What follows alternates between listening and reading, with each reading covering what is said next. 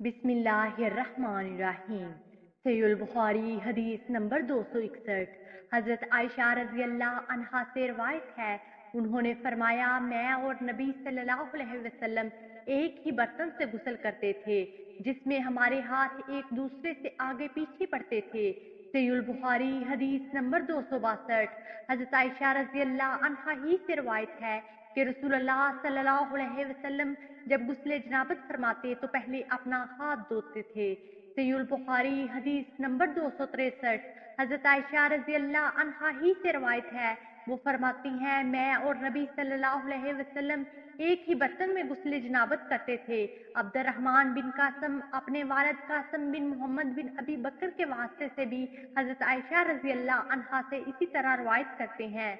सहीहुल बुखारी हदीस नंबर 264। हजरत अनस रजी अल्लाह अन्हु से रवायत है, उन्होंने फरमाया, नबी सल्लल्लाहु अलैहि वसल्लम और आपकी बीवियों में से कोई बीवी एक ही बर्तन से गुस्ल करते थे।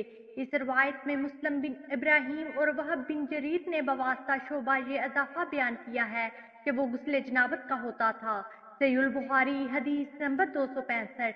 हजरत इब्ने अब्बास रजी अल्लाह अन्हु कहते हैं कि हजरत ममूना रजी अल्लाह अन्हा से रवायत है, उन्होंने फरमाया, मैंने रसूलुल्लाह सल्लल्लाहु अलैहि वसल्लम के लिए गुस्ल का पानी रखा तो आपने अपने दोनों हाथों पर पानी डाला और उन्हें 2 या 3 मरतबा धोया। फिर आपने अपने दाएं हाथ से बाएं हाथ पर पानी डाला और अपनी शर्मगाह को धोया। बादज आपने अपना हाथ जमीन पर रगड़ा, फिर कूली की और नाक में पानी चढ़ाया। फिर आपने अपना चेहरा और अपने हाथों को धोया। फिर अपने सर को 3 मरतबा धोया और बदन पर पानी बहाया। फिर आप अपनी जगह से हट के और दोनों पाँव धोए।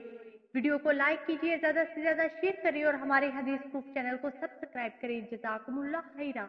अगली वीडियो तक के लिए इजाज़त दीजिए। अल्लाह निगहबान।